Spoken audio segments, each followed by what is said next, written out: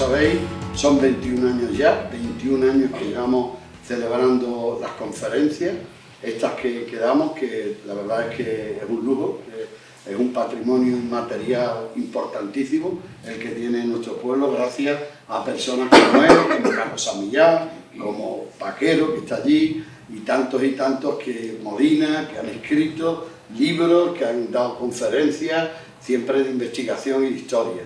Vamos a ver lo que hoy nos hace descubrir nuestro amigo Santa María, que como siempre los veranos se los tira trabajando. En los veranos pasa más calor que nunca y lo hace explorando, investigando y siempre haciendo trabajo de yacimientos arqueológicos. Al no tiene, desgraciadamente, no tiene, pero bueno, él lo está redescubriendo. Todo lo que había tapado, todo lo que había prácticamente desconocido, lo está haciendo, dando a conocer a todo el mundo, porque cuando va uno por un camino y ve unas pocas de piedra, uno no le da casi importancia, pero vas con él y te dice, mira, aquí hay un muro. ¿Cómo? ¿Un muro? Pues es verdad, hay un muro. Parece como la columna de un dinosaurio. Efectivamente, hay un muro, hay una cimentación y aquí hay... Y él lo ve todo con una facilidad tremenda, como yo cuando voy por la calle andando y veo las arquetas rotas y veo muchas cosas y llamo a mi concejal de servicio operativo y le doy la novedad todos los días de las cosas que veo. Pues lo mismo, él siempre profesional y tenemos el honor y el orgullo de tener uno de los mejores arqueólogos de toda Málaga y además con mucho cariño y mucho amor a nuestro pueblo, del que él se siente muy orgulloso. De modo que un aplauso para él.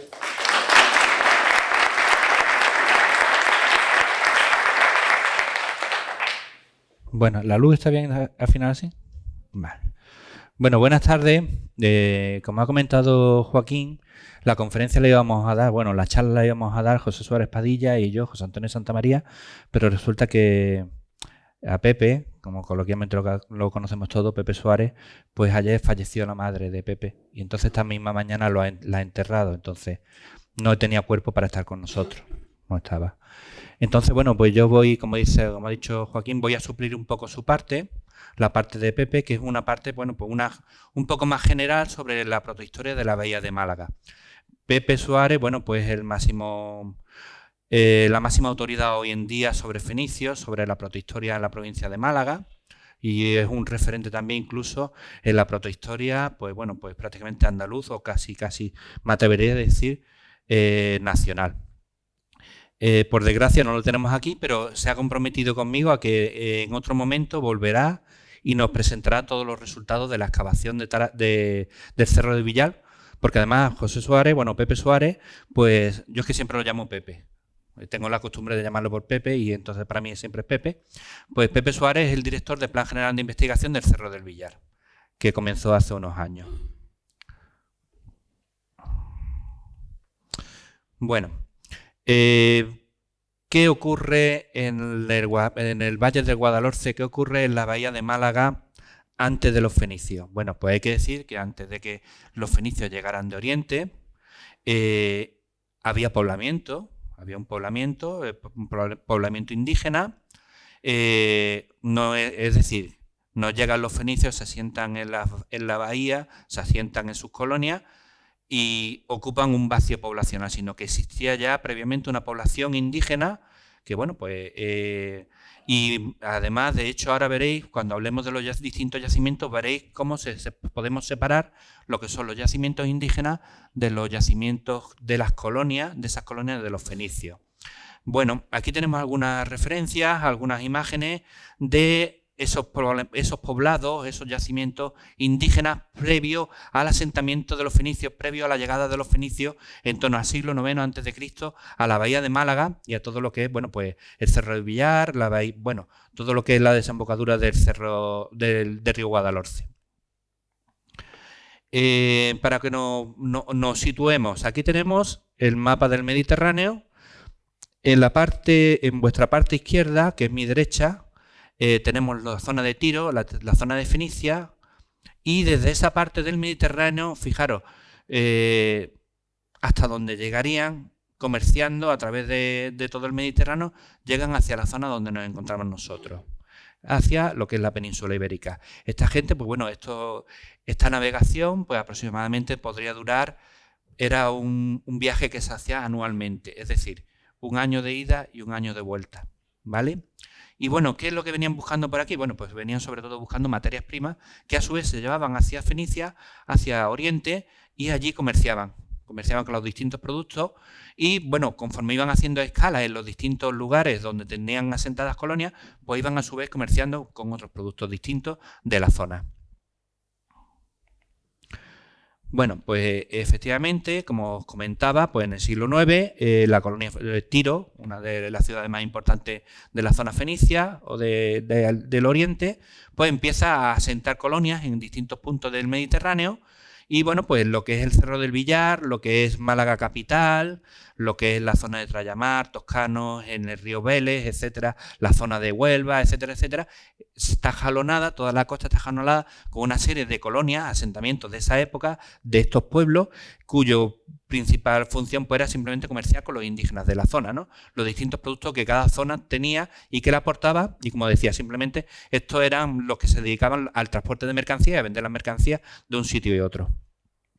Bien, la bahía de Málaga. ¿Cuáles son los yacimientos principales? Bueno, ahí tenemos una evolución, una imagen de cómo sería la evolución de lo que es la costa de la bahía o de la desembocadura del río Guadalhorce, para que veáis que en el siglo X, siglo IX, siglo VIII, cómo ha ido cambiando el río Guadalhorce. Cómo el río Guadalhorce, donde está, los que conocéis el Cerro del Villar, sabéis que hoy en día, en esta época, en el siglo X, siglo IX, siglo VIII, era una isla. Aquí la podemos ver, la voy a marcar para que la veáis. El Cerro del Villar era esta islita de aquí, pero existe otro yacimiento más antiguo, que es este de aquí, que se llama la Rebanadilla. Para que no entendamos, la Rebanadilla es la segunda pista del aeropuerto. Bien, cuando se va a hacer la segunda pista del aeropuerto, pues existían evidencias que indicaban de que había algún tipo de yacimiento arqueológico en la zona donde se iba a proyectar la segunda pista. Es por ello, pues bueno, pues que de manera preventiva se hicieron una serie de sondeos gigantes, de ahí podéis ver la magnitud de los sondeos, y se descubrió un poblado indígena, una colonia fenicia, no indígena, anterior a lo que era el Cerro del Villar. Desde un primer momento se pensaba que el Cerro del Villar era el yacimiento más importante, era el yacimiento de origen, y hoy sabemos que antes de que antes de que los fenicios se asentaran en el Cerro del Villar, ya existía un yacimiento previo, ya existía un poblado previo, que es la Rebanadilla. La Rebanadilla, bueno, pues tiene una serie de fases, esto hoy en día está todo enterrado debajo de lo que son las pistas del aeropuerto, tiene una serie de fases constructivas, y llega un momento en que se abandona la Rebanadilla y la población pasa a lo que es el Cerro del Villar.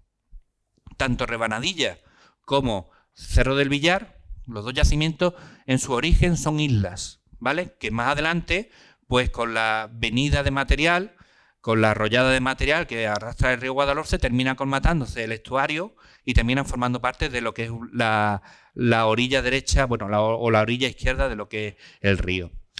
Aquí tenemos una serie de materiales muy curiosos de la excavación del cerro de la Rebanadilla. Fijaros, esta gente son comerciantes, pero a la vez también son artesanos.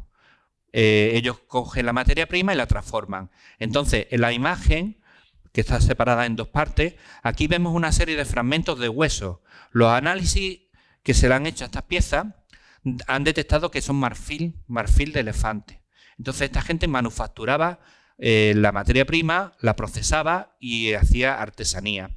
Aquí a mano derecha tenemos un pequeño crisol que servía para la fundición de minerales o metales, y un poquito más para abajo, esta pieza, la que tengo ahora mismo el puntero, es el molde de unos pendientes.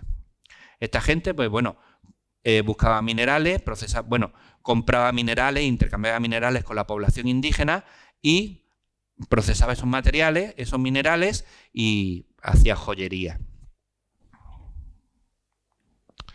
Es interesante, en el mundo fenicio en general, es muy interesante, tiene un papel muy importante lo que es la religión, ¿vale? Esto que vemos aquí, esta cosita tan pequeñita, cuadrangular, es un altar de algún tipo de deidad de época fenicia, de la rebanadilla.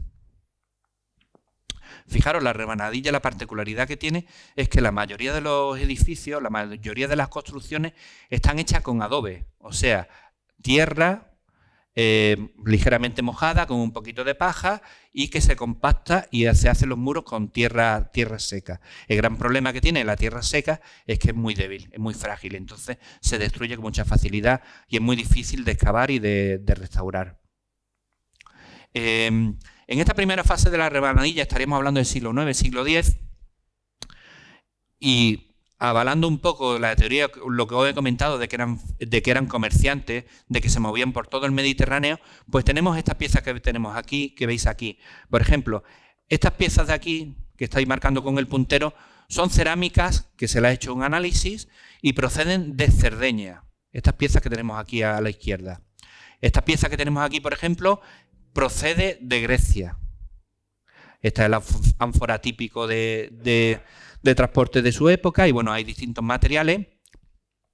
Una particularidad muy curiosa es que los yacimientos indígenas, no fenicios, no las colonias fenicias, los yacimientos que son propiamente indígenas, el 80 o el 90% del material cerámico suele ser cerámica a mano.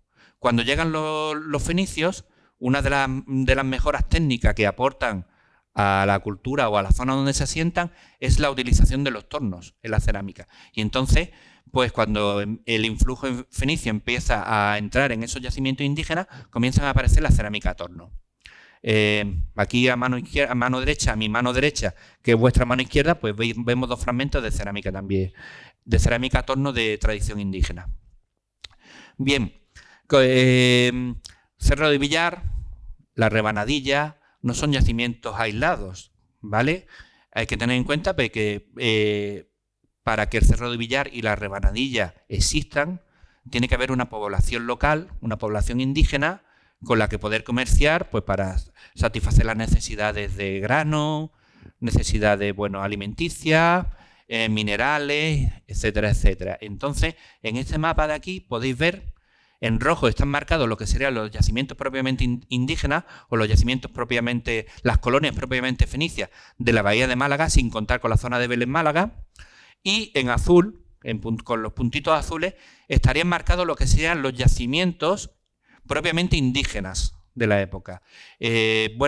Como particularidad, en Alorín de la Torre, a día de hoy tenemos contrastados, aquí aparecen dos, pero son unos cuantos más que ahora después veremos.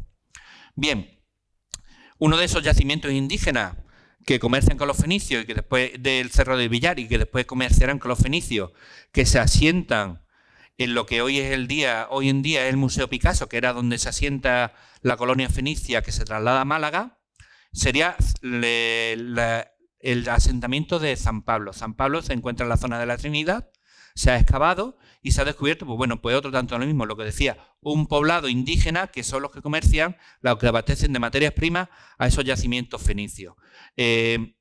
Por suerte, se tiene en la misma obra del aeropuerto, se hicieron varias intervenciones aparte de lo que es la pista, y entonces se pudo encontrar o se pudo documentar parte de la necrópolis. Presuponemos que la necrópolis de Cortijo de San Isidro, que presuponemos que es la necrópolis de la Rebanadilla. Y ahí, pues tenemos en esta imagen de aquí, tenemos algunos de los ajuares y algunos de los materiales que aparecieron. No solamente apareció la necrópolis, no solamente apareció la Rebanadilla como poblado fenicio, sino que también apareció otro importante poblado del Neolítico final, que tiene mucho que ver con uno de los yacimientos que ahora después hablaremos. Otro de los yacimientos indígenas pues sería Cártama. Cártama, pues fijaros el emplazamiento que tiene, es un emplazamiento indígena y pues Cártama se encuentra justo en el punto de acceso por donde uno de los caminos naturales que discurriría hacia el interior de Andalucía. Se encuentra controlando su ubicación, controla todo lo que es el acceso al Valle de Guadalhorce, a lo que es el río Guadalhorce, que es la vía natural de comunicación hacia el interior de Andalucía. Bien, pasamos con el Cerro del Villar. El Cerro del Villar pues es una joyita que tenemos en Málaga. Por suerte, es un yacimiento que es muy importante, no se ha construido nunca encima. Y entonces con diversos pequeños destrozos, pequeños movimientos de tierra, se encuentra prácticamente intacto. Y bueno, este es el emplazamiento actual del Cerro de Villar. Aquí tenéis la carretera, la autovía. Fijaros cómo la autovía en parte ha afectado un pedacito del Cerro de Villar. Esta es la supuesta isla que sería originalmente el Cerro del Villar. El Cerro del Villar... Oh, ¿qué ha pasado? El Cerro de Villar es un yacimiento que se conoce desde hace muchísimo tiempo, no es un yacimiento nuevo. Fijaros, eso lo encontró Muñoz Gambero en el año 64, fijaros, ya sí ha pasado tiempo. Y bueno, desde entonces hasta nuestros días, pues se han ido haciendo una serie de intervenciones. Las más importantes son las campañas que realiza María Eugenia Obé en los años 80, años 90 del siglo pasado, y en el que, bueno, pues hace una serie de trincheras, una serie de sondeos y detecta pues parte de lo que sería la urbanística, el trazado urbano de lo que sería ese poblado o esa ciudad de el Cerro del Villar o esa colonia fenicia. La colonia fenicia es bastante importante, bastante interesante, y aquí podéis ver que, bueno, hay restos, fijaros, desde una punta, y aunque aquí no está marcado, pero hasta aquí llega lo que es el yacimiento. O sea, es un yacimiento grandísimo y, como os decía, está prácticamente intacto. Uno de los sondeos más importantes que María Eugenia hizo fue el corte 5. El corte 5 llegó a bajar a 5 metros de profundidad y desde la parte alta hasta la parte baja todo era estratigrafía arqueológica. Entonces sirve muy bien porque nos marca todos los momentos de ocupación del yacimiento.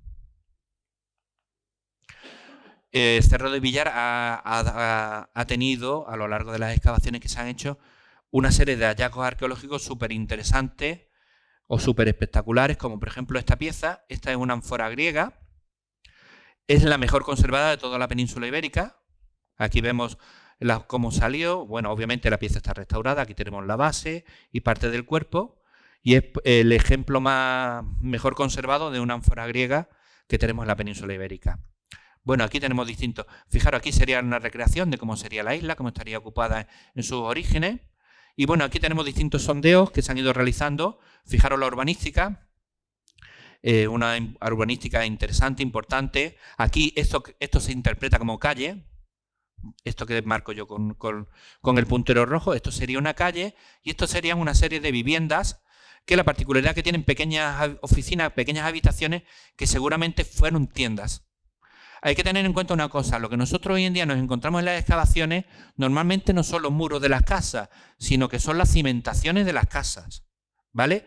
Normalmente los muros, pues con el tiempo van desapareciendo, se van destruyendo y se van perdiendo altura y volumen. Y aparte, en el Cerro de Villar, como en otros muchos sitios, una parte importante de los muros está hecho con tierra apisonada o tapial. El tapial, la particularidad que tiene es que es muy resistente, pero siempre que tenga un mantenimiento. Cuando tú no le haces un mantenimiento, pues la propia lluvia, el viento, lo erosiona y hace prácticamente desaparecer los muros. Y más muros tan antiguos. Esto sería una recreación de cómo sería esa calle, que se hace un quiebro, cómo sería esa calle con las distintas habitaciones, esas pequeñas tiendecitas que os comentaban, y cómo podría ser una recreación virtual de lo que sería esa calle que excavó María Eugenia en los años 90. Bueno, una de las actividades más importantes y mejor documentadas del Cerro de Villar, como no podía ser de otra manera, es precisamente la cerámica a torno.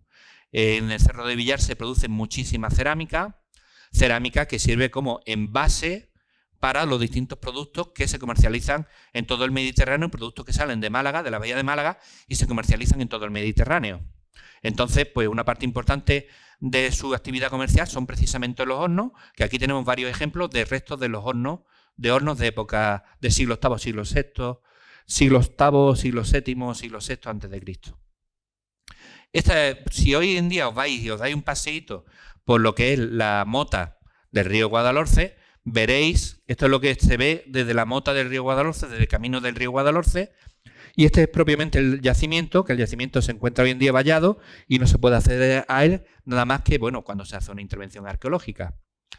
Después de muchísimos años que el yacimiento cayó en el olvido, cuando lo estuvo trabajando o lo estuvo investigando María Eugenia Obé, abandona el Cerro del Villar o deja de excavar en el Cerro del Villar porque le ofrecen excavar en Fenicia, precisamente en las colonias originales o las colonias de origen. Entonces está claro que, bueno, para cualquier investigador es muchísimo más importante excavar en Tiro que, por ejemplo, excavar en el Cerro del Villar, pese a que el Cerro del Villar es único en la provincia. Bueno, entonces, recientemente, pues se ha presentado un plan general de investigación que lo ha dirigido y lo dirige Pepe Suárez, José Suárez Padilla. Y, bueno, pues de momento llevamos ya 2 años. Normalmente son cuatrimestrales, son de 4 años, y ya llevamos 2 años de intervención en el Cerro del Villar. Las entidades que colaboran y que participan en la excavación, pues es lo que tenemos aquí: el Ayuntamiento de Málaga, la Diputación, la Fundación Málaga, la Universidad de Málaga. También tenemos un grupo muy importante de universitarios que vienen de Chicago, de la Universidad de Chicago, a excavar expresamente, a formarse como especialistas en el mundo fenicio, en lo que es el Cerro del Villar. Y también este año ha participado la colaboración de la Universidad de Hagen, una universidad alemana. Bueno, en el Cerro del Villar lo primero que sabemos de la existencia de un gran urbanismo, una gran metrópolis para la época. Hoy en día es prácticamente irrisorio, pero en su momento pues era un importante yacimiento. Entonces, antes de intervenir físicamente en el yacimiento, se decidió hacer una prospección electromagnética. Aquí vemos la fase de campo, en el que pues se pudiera documentar qué es lo que había debajo. Entonces, bueno, pues este es el resultado de ese trabajo de prospección electromagnética, en el que podéis ver perfectamente, bueno, es un poquito complicado, pero bueno, podéis ver una serie de tramas o de trazados, una serie de estructuras cuadrangulares que van conformando pues lo que sería ese poblado del Cerro del Villar, de las distintas partes del Cerro del Villar. Fijaros, por ejemplo, aquí hay un edificio rectangular perfectamente identificado. Fijaros este muro. O fijaros, por ejemplo, aquí, esta parte de aquí que se interpreta como el embarcadero.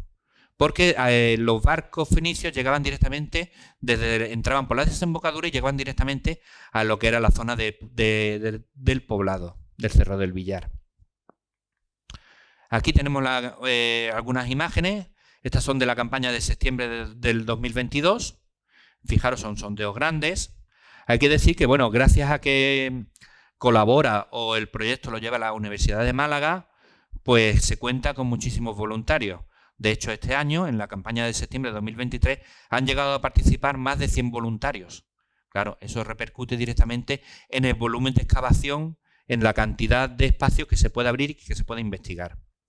Bueno, aquí tenemos una serie de imágenes sobre los distintos sectores que se han excavado. Esta sería la parte que excavó María Eugenia, una parte que excavó María Eugenia, y estos son los sondeos de 2022. Y bueno, fijaros, como lo que os decía, unas veces los muros salen muy bien conservados, pero otras veces salen prácticamente en las últimas hiladas, lo que son las hiladas de cimentación, ¿vale? Como podemos ver aquí. Pero en el propio yacimiento hay incluso otros sitios, otras partes donde los muros pues tienen muchísimo más conservado, muchísima más altura conservada. Fijaros, esta pieza es muy curiosa. Aparece amortizada dentro de lo que es la cimentación. Hay una especie como de cimentación de ese muro. Eso es el ancla de un barco fenicio, ¿vale? Aquí a mano derecha o a vuestra izquierda podéis ver cómo sería un ancla. También, bueno, pues que está amortizada, en este caso en otro yacimiento, pero para que veáis, porque claro, lo que nosotros en el Cerro de Villar lo que aparecía era un fragmento, para que veáis lo que es la forma real de lo que es el ancla del barco. Y bueno, aquí pues mira, fijaros, podéis ver, fijaros, este es el muro, este es el cimiento del muro, y fijaros como justo debajo, por eso hablaba de 5 metros de estratigrafía, cuando se produce un evento catastrófico, por ejemplo una inundación, una riada, ellos vuelven a reconstruir su ciudad, vuelven a reconstruir sus casas, y entonces pues se van colmatando una serie de estructuras. Fijaros, por ejemplo, aquí tenemos un ánfora, justo debajo del muro. Aquí veis el proceso de excavación, y aquí tenemos parte del proceso del estudio del material, el dibujo del material, etcétera, etcétera. Bien, estos son vistas panorámicas de lo que es la excavación. Ya os digo, tener 100 voluntarios es una alegría.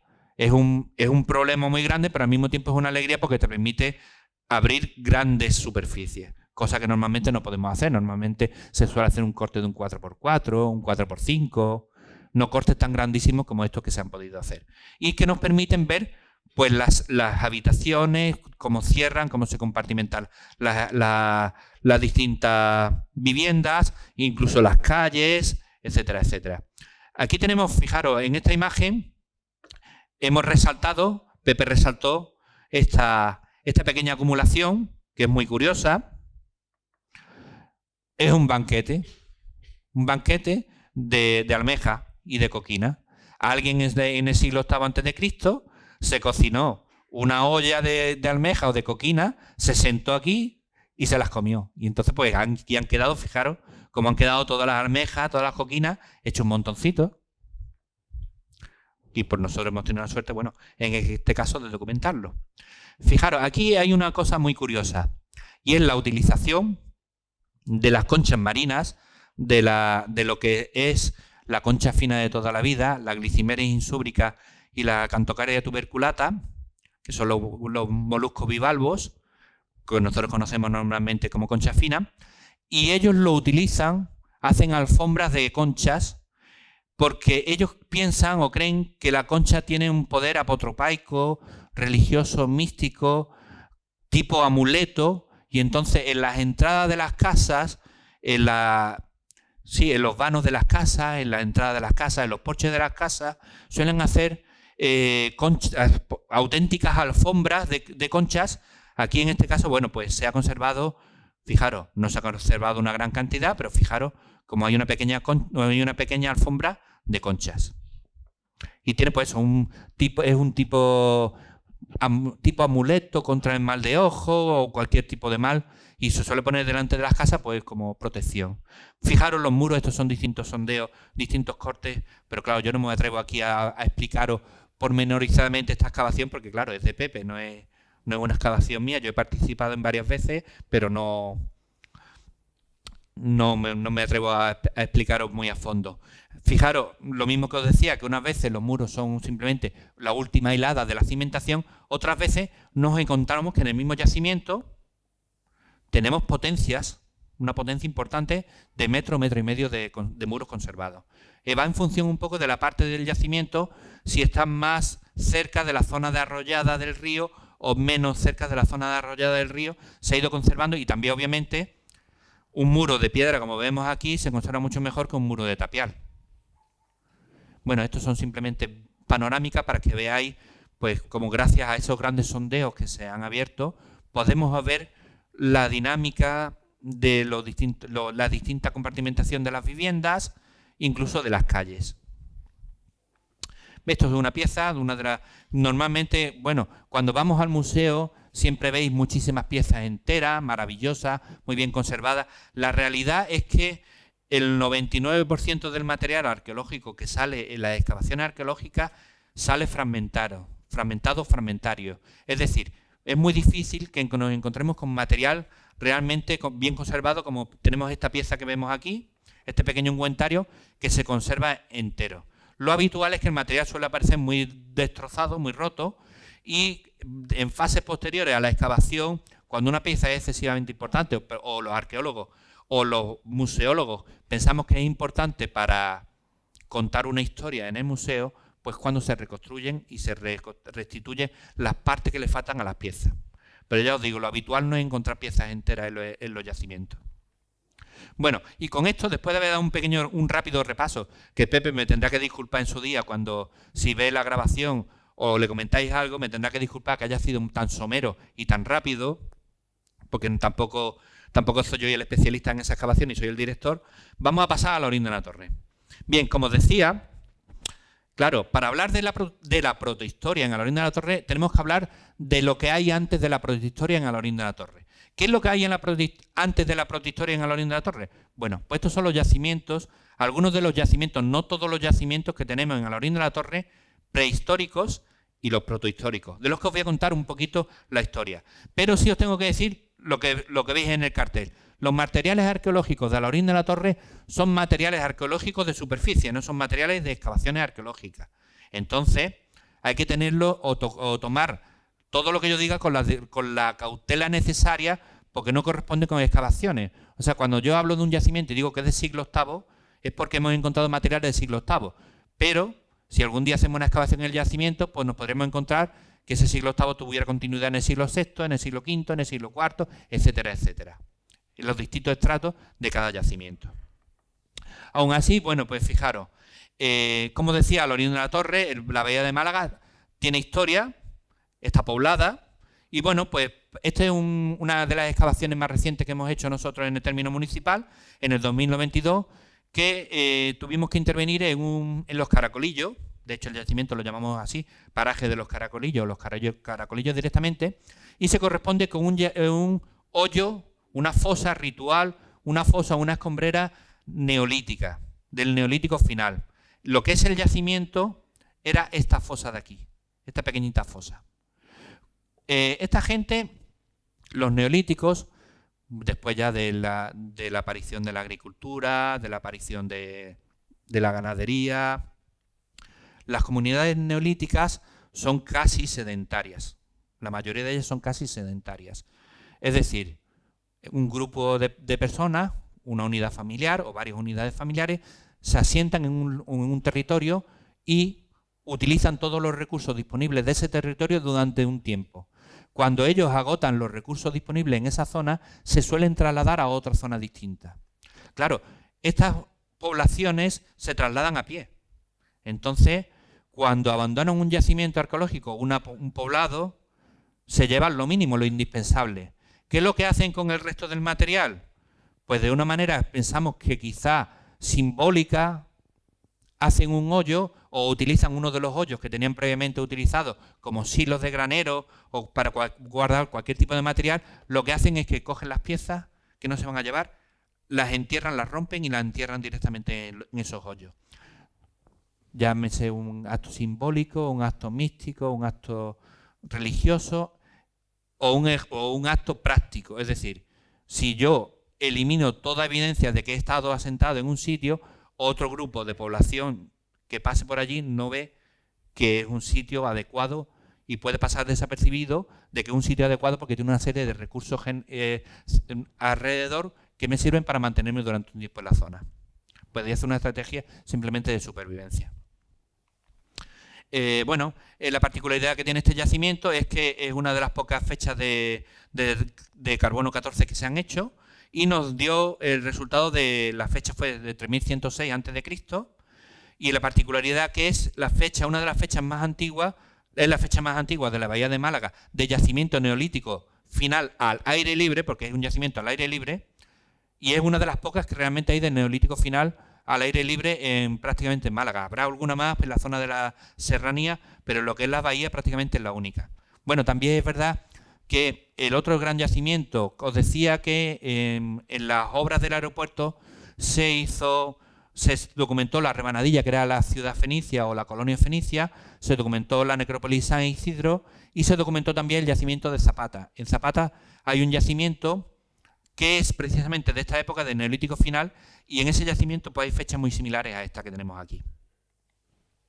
Otro de los yacimientos que tenemos importantes y que además también hemos publicado es precisamente, desde ya mucho tiempo, en 1995, lo que sería la Venta de Santo Cristo, o lo que nosotros comúnmente llamamos coloquialmente la Cueva de la Pistola. Este es un yacimiento calcolítico, del calcolítico final, de la primera edad del bronce, cuya particularidad, bueno, los típicos elementos de la época, los cuencos semiesféricos, los bordes engrosados, los grandes platos de borde engrosado, y los elementos, como elementos quizás más curiosos, más característicos, pues tenemos algunos fragmentos de cerámica campaniforme, estos dos de aquí. Voy a ir un poquito rápido porque si no al final pues os voy a aburrir mucho. Otro de los yacimientos sería este que tenemos aquí, que bueno, pues en su día yo lo identifiqué como Cerro Santa María, o también es conocido hoy en día como La Tirolina.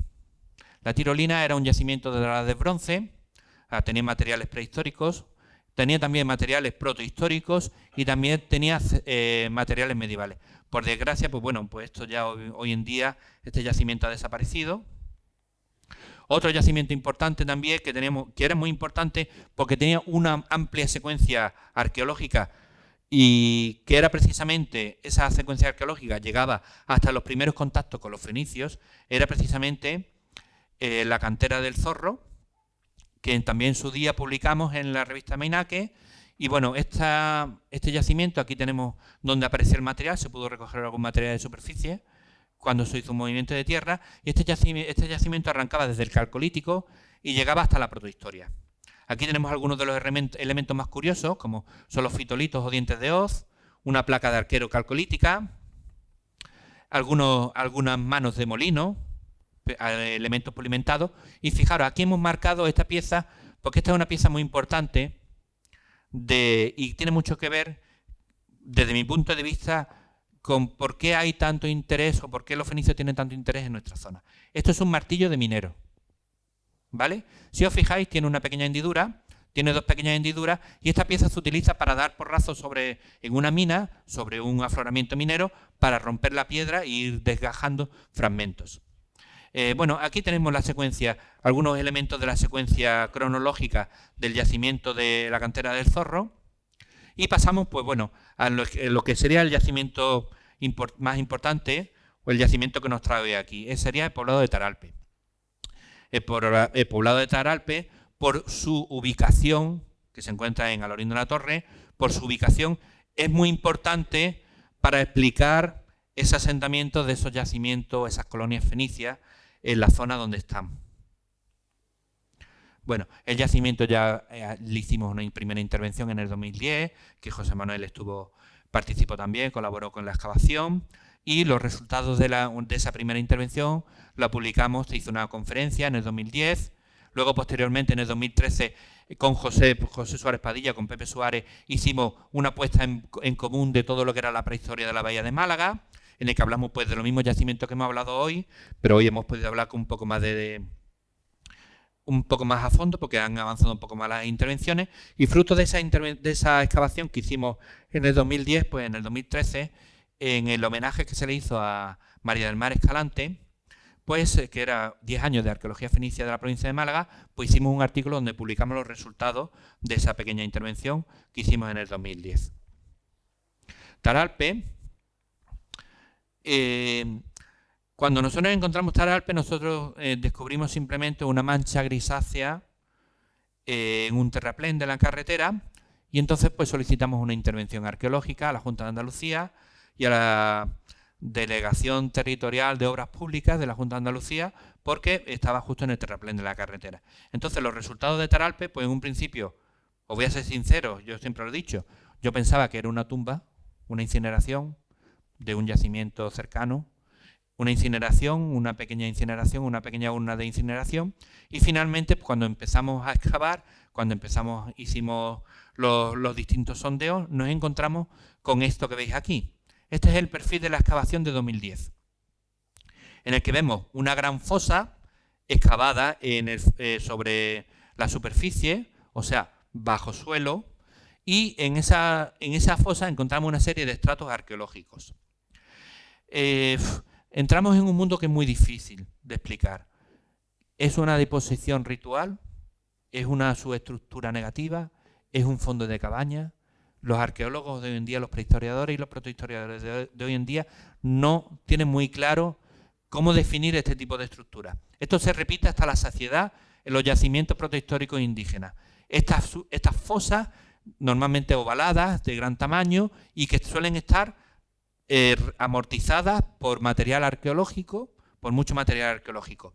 Ya os digo, a día de hoy, unos las hablan como deposiciones rituales, otros hablan de subestructuras negativas, otros hablan de silos, otros hablan de fondos de cabaña, pero a día de hoy no hay un criterio formal de cómo llamarlos.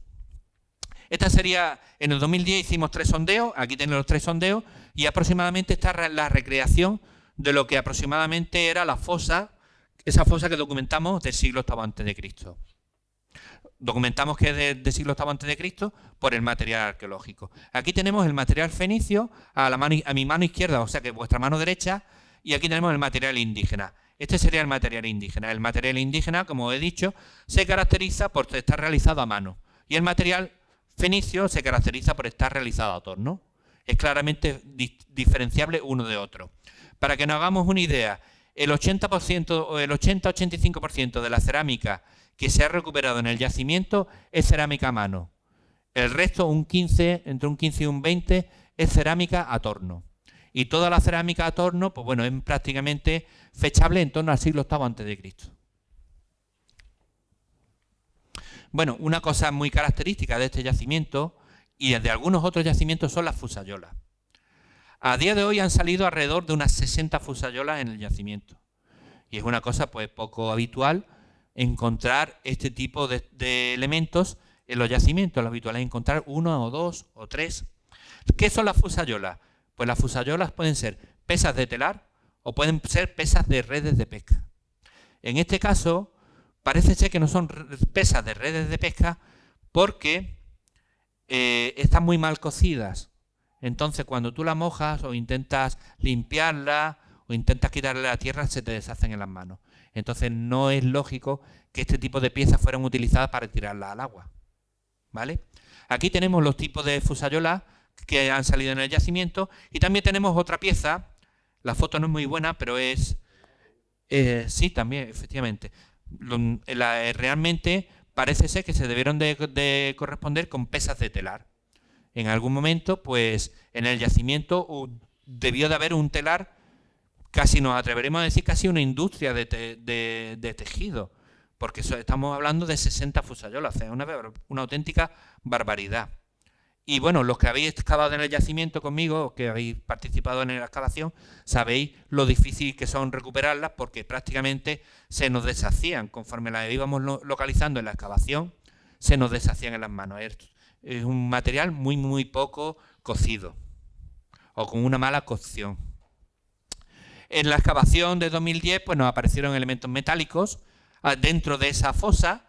Este año, en la excavación que hemos hecho este año, no ha aparecido material metálico, pero bueno, no quiere decir que si seguimos investigando el yacimiento no aparezcan materiales metálicos. En concreto, pues fijaros, la pieza más importante es esta que tenemos aquí. Esto es una escoria de hierro.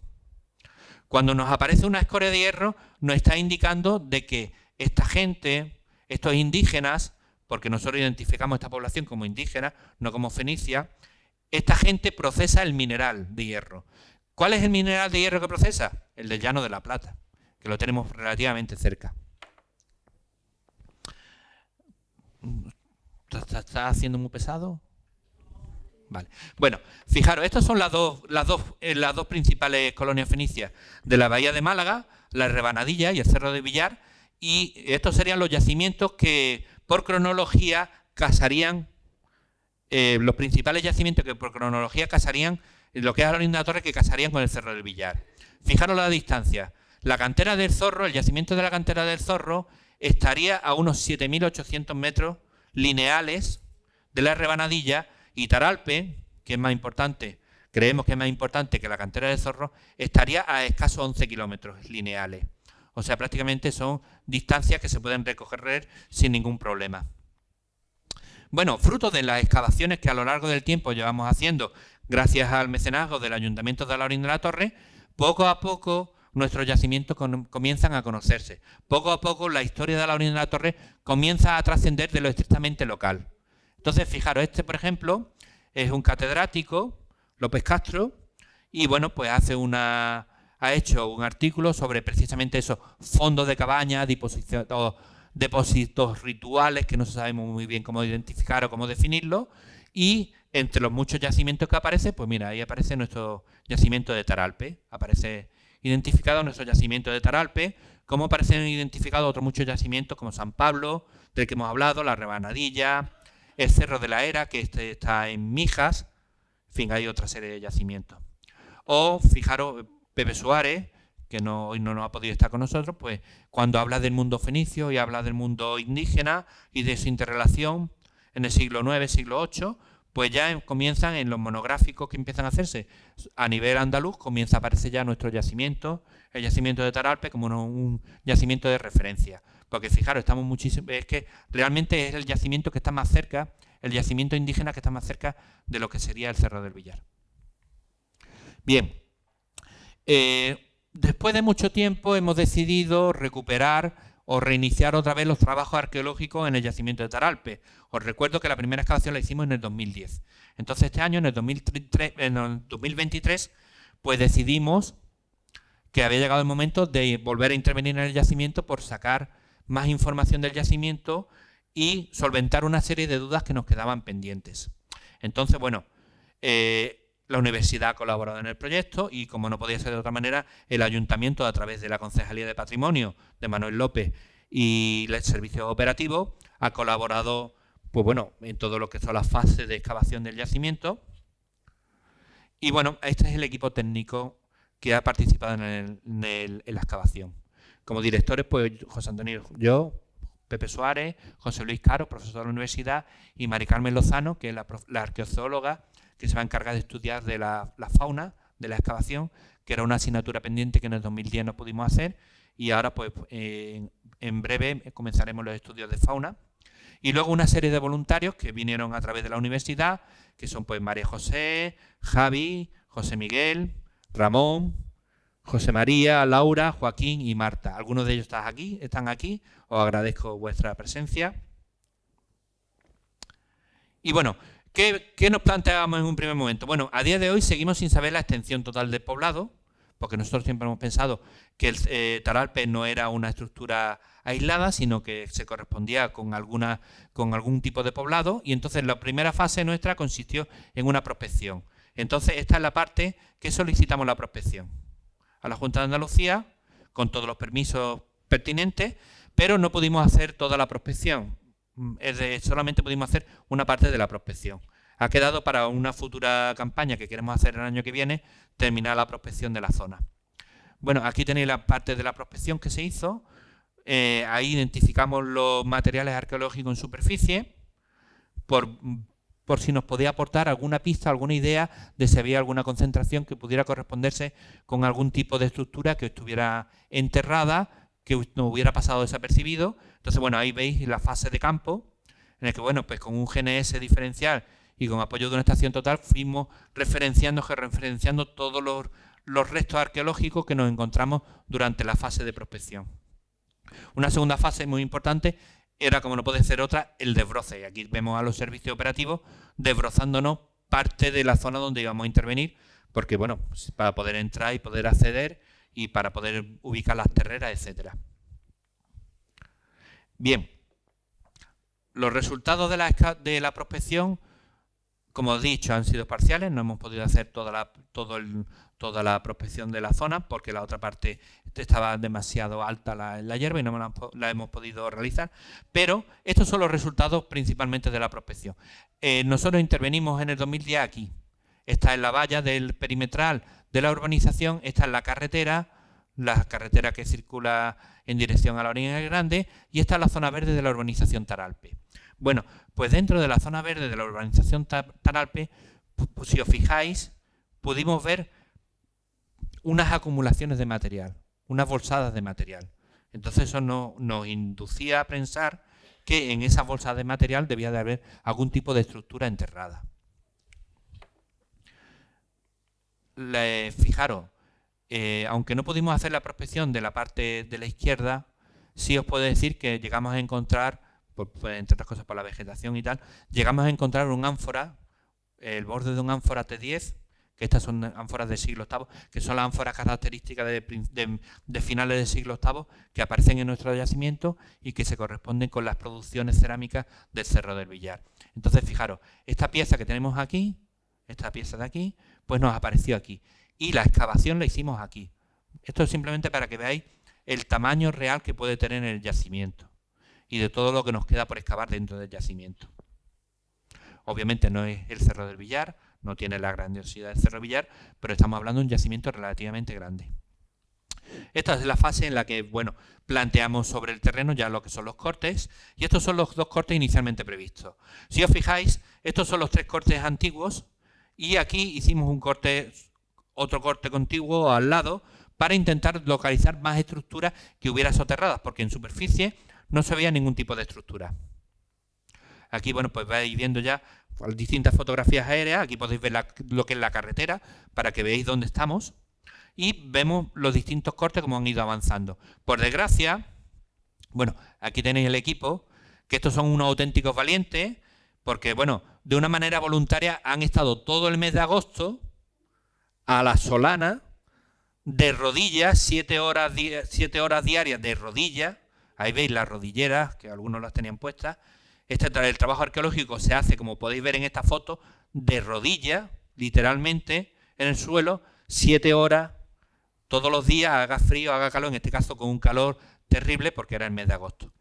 Gracias a Dios, bueno, pues habíamos pedido unos toldos y pudimos poner una serie de toldos que nos permitían, pues, atenuar en la medida de lo posible ese calor tan intenso que había en el yacimiento.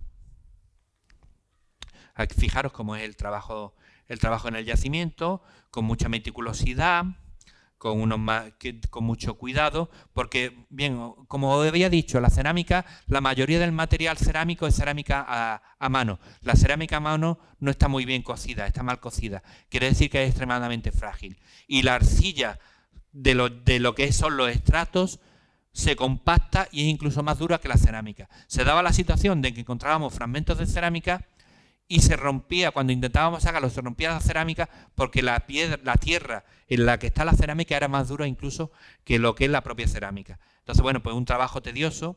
Para que os hagáis una idea, bueno, aquí veis, estamos tomando referencia, unas cotas de nivel de profundidad de una pieza antes de retirarla. Aquí tenemos algunas de las piezas. Fijaros, estas son las fusayolas. Para que os hagáis una idea, y lo pueden confirmar los compañeros que están detrás, en sacar una fusayola, desde que encontrábamos una fusayola hasta que conseguíamos literalmente sacarla del estrato arqueológico, podía pasar más de 1 hora, porque son extremadamente frágiles. Y de hecho, fijaros, esta, por ejemplo, la hemos conseguido sacar, pero sin embargo, fijaros, está rajada, está partida. Luego también, lo que os decía al principio, antes de que empezáramos, todas las fotos son muy grisáceas. Todos los estratos son muy cenicientos, tienen mucha ceniza. Entonces las fotos, pues fijaros, es todo gris. Son estratos o capas de una tierra grisácea muy, muy particular. Y también fijaros una cosa que, bueno, ya lo habíamos documentado en el 2010 y lo volvimos a documentar en esta fase. Cada vez, y ellos lo pueden recordar perfectamente, cada vez que iba a salir una fusayola en el estrato arqueológico, nos aparecía una acumulación terrible de caracoles. Cada vez que encontrábamos una mancha aquí, sobre aquí podéis ver, aunque la imagen quizás no tenga mucha resolución, cada vez que íbamos a encontrar una fusayola en la excavación, aparecía una acumulación de caracoles. Es posible que cuando se amortizan estas fusayolas sean de pesas de telar o sean de pesca, aunque ya hemos dicho que de pesca seguramente no son, se tiran en este hoyo, se tiran con algún material vegetal, seguramente algún restos de tejido, y los caracoles vienen a esa materia orgánica a comérselo. Con el tiempo, pues esos caracoles mueren y se quedan enterrados dentro de los estratos. Eso es una posible explicación de por qué todas las fusayolas tenían una mancha, una bola gigante de caracoles alrededor. Una posible explicación. Este es uno de los vasos así quizá mejor conservados que hemos encontrado en esta campaña, que son vasos de cerámica a mano. Aquí tenéis lo que sería la pieza. Ya os digo, no suelen aparecer las piezas nunca enteras, suelen aparecer en pedazos. Y esto es un vaso acampanado tipo Chardon. Son vasos grandes, son vasos bastante grandes. Y la particularidad, bueno, son muy característicos del bronce final, de las poblaciones indígenas de bronce final, y suelen estar decoradas con un escobillado, como veis aquí. Todos los fragmentos se corresponden prácticamente con la misma pieza, y bueno, en este caso aquí, aunque no se ve muy bien, pudimos encontrar todo lo que era la base de la pieza. Esta pieza no la hemos restaurado, no la hemos pegado, ni la hemos limpiado, ni nada, y está pendiente de análisis bioquímicos para ver qué residuos conserva la pasta, para ver cuál fue su última utilización, qué material se utilizó. Porque a veces, cuando se conservan la base de la vasija, se pueden encontrar proteínas que proceden de la leche, restos de proteínas de la leche, etcétera, etcétera, restos de proteínas de grano, y entonces podemos identificar uno de los usos de la pieza durante la vida útil de la pieza. Fijaros, esta gente, aunque pareciera que al hacer la cerámica con una cocción mala fueran una gente que no les importaba el material, no cuidaban el material, sin embargo, sí cuidan bastante el material. Fijaros, en esta parte, aquí veis el escobillado perfectamente, fijaros, esta pieza estaba arreglada, en su momento la arreglaron. Esos son lañas. La pieza se rompió, se agrietó en su momento y ellos la arreglan. Fijaros, las 3 lañas, como se ven perfectamente los orificios. Ellos, bueno, pues, si una pieza, es decir, bueno, estos vasos también es verdad que están mejor cocidos que la tónica habitual de la cerámica a mano. Entonces, estas piezas debían tener una gran, o eran difíciles de elaborar, o tenían una gran utilidad, y ellos la reaprovechan y la arreglan. Bueno, este es el resultado de la excavación de 2023.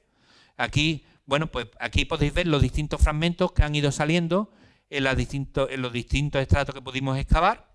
Por desgracia, debido a que el material era tan duro y el material arqueológico era tan frágil, no pudimos llegar a tocar fondo, o sea, no hemos podido terminar de excavar la fosa porque es que no nos ha dado. No, de hecho, si os fijáis, tuvimos que anular una parte del sondeo, continuamos excavando una parte del sondeo, tuvimos que acortar otra parte del sondeo con el fin de intentar tocar fondo, pero no hemos podido tocar fondo. Como os decía, hicimos un segundo sondeo al lado del corte 1, el corte 2, este de aquí, que fijaros para que veáis, en un punto tenemos un hoyo con un relleno de 60 centímetros, 70 centímetros de material, y 3 metros más para allá, donde se supone que debería de haber otro hoyo, pues no encontramos absolutamente nada. Sin embargo, bueno, aquí tenéis el perfil, aquí tenéis la sección, y bueno, como decía, cuando hicimos la prospección encontramos unas manchas de material, una acumulación, una bolsada de material, y esto que veis aquí, esas bolsadas de material se correspondían, estaban una de las bolsadas de material estaba asociada a esto que vemos aquí en este terraplén. La foto no es muy buena, pero sí os puedo decir que el yacimiento no tiene piedras. Es curioso. Te paseas por el cerro y prácticamente no hay piedras en todo el cerro. Sin embargo, en determinados puntos aparecen afloramientos de piedra. Entonces, en este terraplén nos encontramos unas pequeñas acumulaciones de piedra que una vez más yo pensaba que eran tumbas. Digo, mira, por fin he encontrado las incineraciones. Unas piedrecitas muy bien puestas, un tamaño muy pequeñito, de unos 30 o 40 centímetros. Digo, por fin hemos encontrado las incineraciones que sospechábamos que existían en la zona. Bueno, aquí para que veáis, aquí está el corte 1 que hicimos, el corte 2 que salió nulo y el corte 3 que planteamos, el tercer corte. Cuando empezamos a excavar, desde un primer momento nos quedamos sorprendidos, porque apareció un volumen de material cerámico terrible, pero que no tenía nada que ver con lo que habíamos excavado previamente. En los primeros niveles nos aparecieron materiales arqueológicos de siglo I, siglo II después de Cristo. Cerámica romana muy gastada, muy rodada y una serie de piedras que veis ahí. De hecho, fijaros, estas piedras que os estoy marcando era esa concentración de piedra que habíamos visto previamente y que nosotros con toda la buena intención del mundo pensábamos que era una incineración. Bien, pues no, de incineración nada.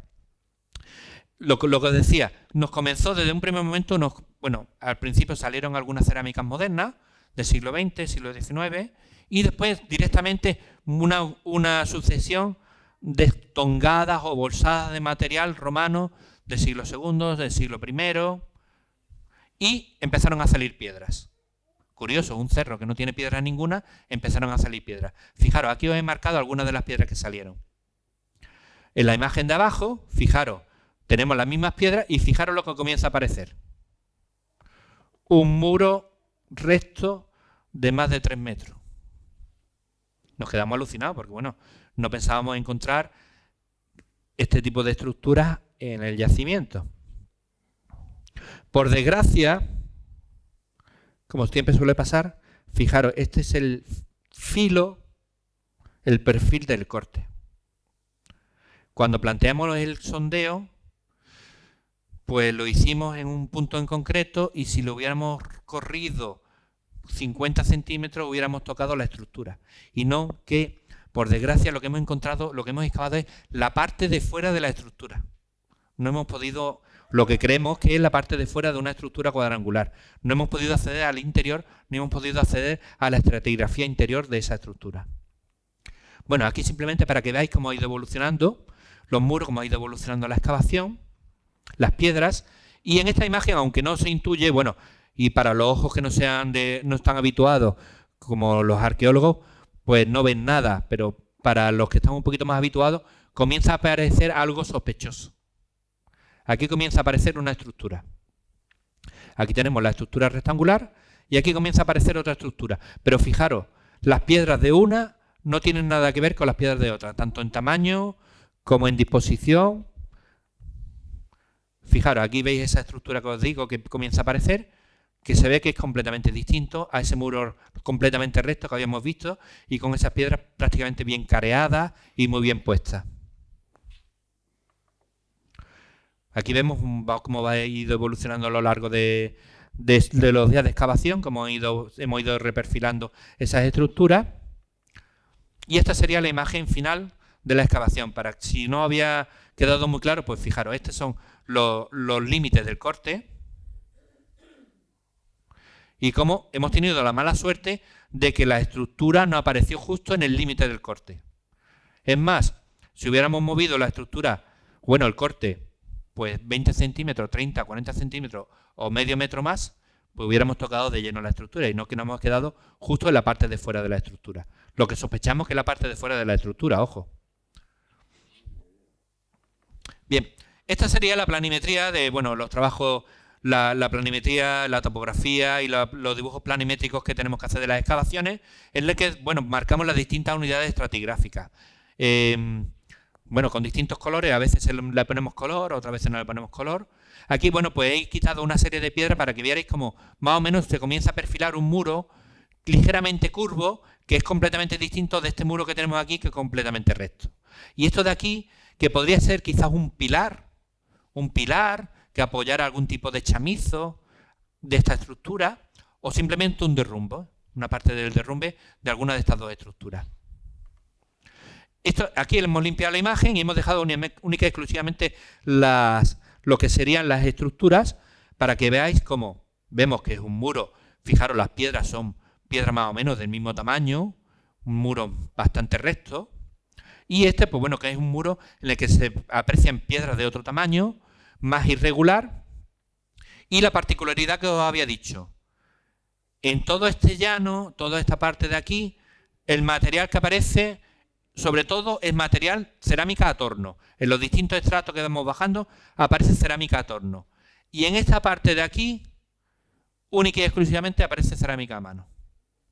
Posible que esto sea un fondo de cabaña o el muro de una cabaña protohistórica y este muro quizás sea un muro de una reutilización, un reaprovechamiento posterior, ya con otra manera de pensar, otra manera de concebir la estructura, ya con otra manera, digamos, más fenicia de concebir las estructuras o más con otro tipo ya de mentalidad. Fijaros, esta sería ese sondeo 3. Fijaros, esta es la urbanización, esta es la zona de jardín, que es de propiedad municipal, que tiene pues, bueno, una serie de caminitos hechos para que la gente se pasee. Y fijaros dónde está la excavación, ¿vale? Como os decía, los materiales, desde un primer momento, son materiales romanos, los materiales asociados a la parte alta de la estratigrafía, la parte alta de la estratigrafía es material romano, seguramente tenga que ver con esa magnífica villa que tenemos excavada, que es Taralpe o Peralta, que conserva incluso mosaicos, restos de mosaicos, que se encuentra escasamente a unos 300 metros, 400 metros de este emplazamiento, y esto quizás sea la zona de huerta, de esa villa, o algún tipo de estructura, que quizás hubiera algún tipo de estructura, llámese casilla de apero, en fin, el caso es que hay material arqueológico, o incluso simplemente el material de relleno de la basura, la utilizan y la echan en los campos como abono, el material orgánico desaparece y lo que se conserva son los materiales cerámicos que no se desintegran. Entonces, bueno, pues fijaros, ahí tenemos, por ejemplo, material terra sigilata itálica y algunas cerámicas sigilatas un poquito más modernas. La sigilata itálica es un poquito más antigua, estaríamos en la zona en el cambio de era, primero antes de Cristo, primero después de Cristo. Ya lo que simplemente, bueno, ya estáis viendo que estábamos hablando de un yacimiento del siglo VIII antes de Cristo y de golpe y porrazo en la excavación, en el tercer sondeo, pues nos ha variado completamente la estratigrafía, nos ha variado la cronología del yacimiento. Entre los materiales más bajos de la estratigrafía hemos podido documentar algunos materiales como son estos fragmentos que tenemos aquí, ánforas contenedoras de vino sobre todo, que bueno, pues la hemos podido clasificar. Esta pieza de aquí sería el borde de una ánfora púnica, ¿vale? No fenicia, sino púnica, un poco más tardía. Sería el modelo de Joan Ramón, una 42-25. Y la cronología sería un poquito más antigua, más moderna del siglo VIII, pero más antigua que los niveles superiores, y estaríamos hablando del siglo III antes de Cristo. Estaríamos hablando de momentos púnicos o momentos republicanos romanos. Aquí tenemos otro fragmento de ánfora, de otra ánfora distinta, que es una 81-32 de Joan Ramón. Y fijaros, esta es una piececita muy curiosa. Podía pasar desapercibida. Es este pedacito que hay aquí. Eso negro que se ve ahí. Es una tachuela. Un clavito. Es la tachuela de una sandalia, de un zapato, posiblemente de una sandalia de un soldado romano. ¿Vale? Ahí tenéis un ejemplo de cómo son de algunas sandalias que se han conservado en el Reino Unido. Y aquí tenéis pues los ejemplos de cómo suelen ser esos clavitos. ¿Vale? Esos clavitos, pues bueno, tienen una amplia perduración o una amplia pervivencia cronológica y no sirven para fechar. Porque claro, legionarios romanos hay desde el siglo II hasta el siglo V, VI, incluso más adelante. Y también es verdad que este tipo de zapatos no solamente lo utilizaban los soldados romanos, sino que también lo utilizaban gente que viajaba mucho a pie, ¿vale? Pero la mayoría de las veces se suele identificar como sandalia, un clavito de una sandalia romana. También incluso podría ser de algún tipo de elementos de cuero, de adorno de cuero, que llevara una serie de tachuelas, ¿vale? Es una curiosidad, es simplemente una curiosidad, porque no aporta mucho más de lo que ya hemos dicho. Bueno, aquí tenéis parte de lo que sería el proceso de laboratorio, de lo que es el material. El material, una vez que se saca de la excavación, pues hay que clasificarlo, inventariarlo y normalmente limpiarlo. En el caso de lo que son la malacofauna, la fauna, no se suele limpiar el material porque podemos hacerle daño, podemos arañarlo, etcétera, etcétera, y pues nos podría afectar negativamente a la información que podamos sacar de ellas. Bueno, otro de los, como decía, Daralpe no es un único en Alhaurín de la Torre, hay más yacimientos de esa época. Uno de los yacimientos es, por ejemplo, Cortijo San Joaquín, lo que son las pistas de tenis. Las pistas de tenis de Alhaurín de la Torre, allí en la zona del polígono industrial, pues tiene material también de esta época, un poquito más moderno, del siglo VII, siglo VI. En este caso, bueno, pues como decía, son materiales de superficie, no se ha excavado, y además, con esos materiales del siglo VII, siglo VI, esas ánforas fenicias, hay material romano. Una vez más nos volvemos a encontrar como en Daralpe, que a unos escasos 400 o 300 metros hay una gran villa romana, que es la villa de... Bueno, ahora no me sale el nombre, pero bueno, hay otra villa romana, una importante villa romana en la zona. Otro de los yacimientos también de esta época, este quizás un poquito más moderno, no todos son del siglo VII, un poquito más moderno, es el que denominamos Loma del Algarrobo. Este se encuentra en la Alquería. También nos encontramos con una pequeña representación de material de terra sigilata itálica, que estarían ahí entre el primero antes de Cristo y el primero después de Cristo. Y también nos encontramos con un elemento que a nosotros nos ha dejado sorprendidos. Este fragmento de cerámica. He hecho referencia en varias ocasiones a Joan Ramón. Joan Ramón Torres es la máxima referencia en tipología de cerámica fenicio-púnica de todo el Mediterráneo. Es el que ha hecho la sistematización de la cerámica fenicio y púnica. colaboró con nosotros en la primera intervención, en el estudio de materiales de la primera intervención de Taralpe, y recientemente, hace un par de semanas, estuvimos con él y estuvimos pues viendo material arqueológico, y le enseñamos esta pieza, que era una pieza que nos resultaba un poco extraña. Entonces, bueno, la hemos podido clasificar como un fragmento de un ánfora, tipo Mañá A, o del tipo 3, o de Joan Ramón, la 3111, y la particularidad que tiene esta pieza es que es originaria de Cartago. Esta pieza se hace en Cartago, se hace en la zona de Útica.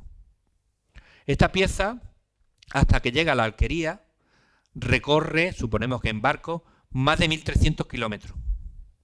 Y bueno, aquí en esta imagen os he puesto una pequeña, bueno, obviamente esto no es un estudio súper científico, porque esto hay que hacerlo con microscopios especiales, para que veamos las pastas de esa cerámica, de ese fragmento de ánfora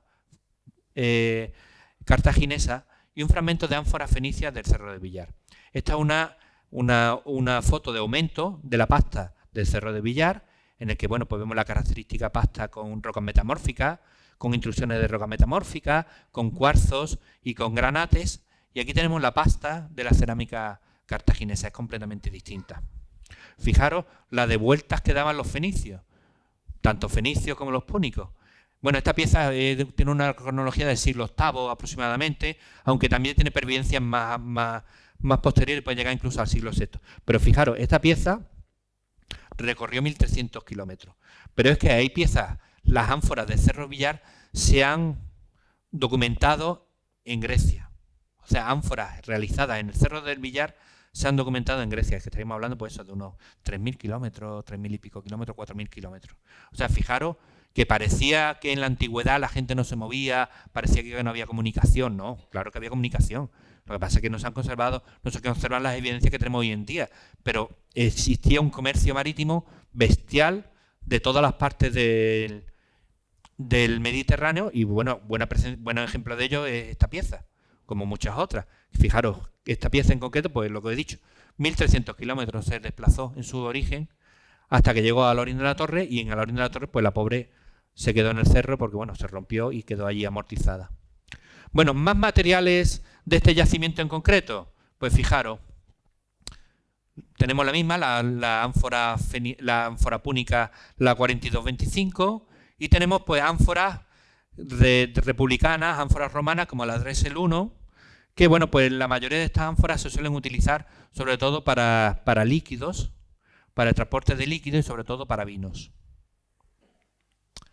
Este es otro cortijo, otro yacimiento, que es el cortijo de Tetuán, en el que también, pues bueno, esto es simplemente porque veáis que a lo largo del tiempo, a la orilla de la torre ha ido teniendo poblamiento, la gente se va trasladando de un sitio a otro a lo largo del tiempo y se van a existir yacimientos. Entonces, fijaros, aquí tenemos un fragmento de una Dressel 7, de aquí tenemos varios fragmentos de Dressel 1 y las distintas cronologías de las piezas, para que veáis que, bueno, pues a lo largo del tiempo sigue perviviendo esa ocupación del territorio.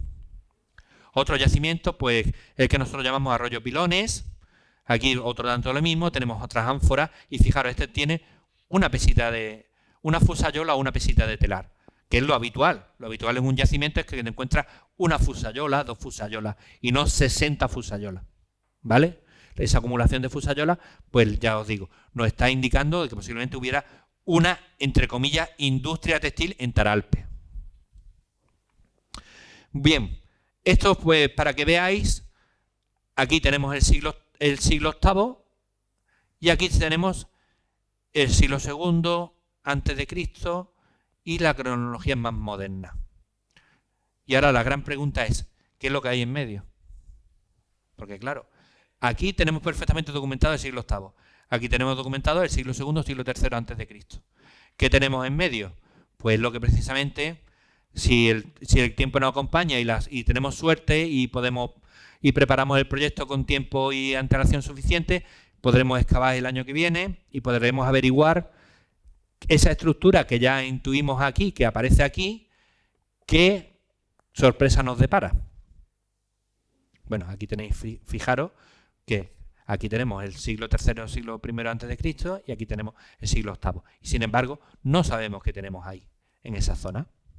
Y la verdad es que es muy sugerente porque queremos ver cómo interrelacionamos ese siglo VIII con esos materiales del siglo III. ¿Qué es lo que ocurre? ¿Que esa estructura es antigua, no es antigua? Queremos saberlo, si Dios quiere. Bueno, estos ya son imágenes simplemente para que veáis, pues bueno, los distintos yacimientos. A la orilla de la torre, bueno, hemos estado hablando de una serie de yacimientos. Os he marcado por distintos colores los yacimientos que tenemos. Pues los caracolillos, el arroyo de Quejigal, que son yacimientos de Neolítico final. No he marcado el yacimiento de Zapata, se me ha pasado, pero bueno, Zapata también sería Neolítico final. Luego, como yacimiento de los metales, tenemos el Cerro Santa María, Cerro San Joaquín, San Joaquín de Cerro de la Pistola, la cantera de Zorro. Luego ya de época protohistórica pues tendremos el Taralpe, el San Joaquín, la propia cantera del Zorro que tiene más pervivencias protohistóricas. En fin, simplemente ver que veáis. Y aquí os marco una cosa fundamental, que son las minas. Las minas que tenemos localizadas en Alorín de la Torre.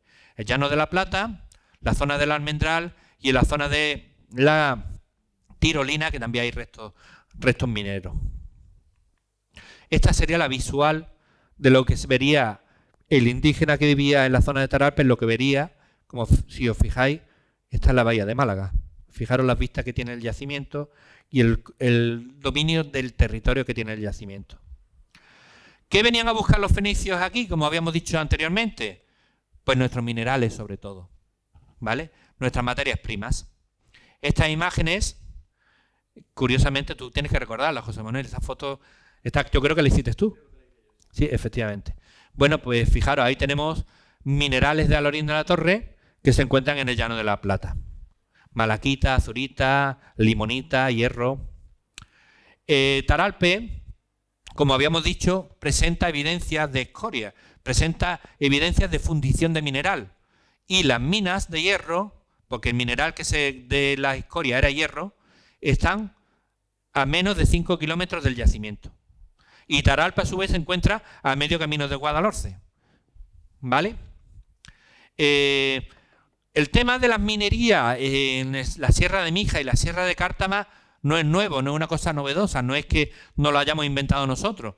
Desde siempre se ha hablado, bueno, ya incluso Alberto de Messerman hablaba del Llano de la Plata y hablaba de la utilización de las minas. Bueno, pues María Eugenia Obet, durante la fase de excavación a finales del siglo XX, como entre los recursos que ubicaba en la cercanía del Cerro del Villar, tenía las minas de Llano de la Plata, que son estas dos de aquí. Sin embargo, bueno, pues ella no marcaba lo que es el Cortijo del Almendral ni la Sierra de Cártama. Y bueno, ella marcaba la existencia de plomo y plata en el Llano de la Plata. Y bueno, aquí tenéis lo que marcaba ella. Y hoy en día sabemos que en el Llano de la Plata hay plata, hay galena, hay hierro, hay malaquita y azurita, que es cobre, hay zinc, o sea, hay muchísimos minerales más metálicos. Ahí tenemos una muestra de mineral. Uy, que se ha quedado cogido. Vale. Bueno, esto es más de lo mismo, son varias imágenes sobre los distintos yacimientos. Estos serían los yacimientos equiparables, que serían los yacimientos correspondientes a la fase de ocupación de la Rebanadilla y del Cerro de Villar, que se encuentran en la zona de la Bahía de Málaga. No hemos obviado la iglesia de San Pablo, la plaza de San Pablo de Málaga, de la zona de la Trinidad. Pero bueno, simplemente deciros que la Trinidad estaría, bueno, por aquí aproximadamente, un poquito más para adentro, quizá. Estos serían los yacimientos prehistóricos, que son los previos a la implantación de estos yacimientos indígenas, con ese importante yacimiento prácticamente desconocido de Cortijo de Zapata, que es un yacimiento del Neolítico final, inicios del Calcolítico, de silos, muchísimos silos, no sé si pueden ser 40 o 50 silos los que se llegaron a excavar. Nosotros excavamos uno en los Caracolillos y en esta zona pues había un auténtico campo de silos o de hoyos que se excavaron en su momento, como urgencia. Bueno, toda excavación arqueológica, cuando se termina, tenemos la obligación de enterrarlas para preservarlas para el futuro, mientras no se vaya a poner en valor. Y entonces, pues, esta fase, aquí tenemos a los servicios operativos del ayuntamiento, que ya os digo que en todo momento ha colaborado en la excavación y en todo lo que necesitábamos, pues los tenemos enterrando físicamente los sondeos. ¿Cómo se entierran los sondeos? Pues se pone un geotextil que identifica, para identificar la parte excavada de la parte no excavada y conservarlo, se le echa encima una capa de grava que tenemos aquí. Veis cómo esa capa de grava se está haciendo uniforme y finalmente con los propios sedimentos se entierra la excavación. Bueno, y ya está. Hemos llegado al final. Claro,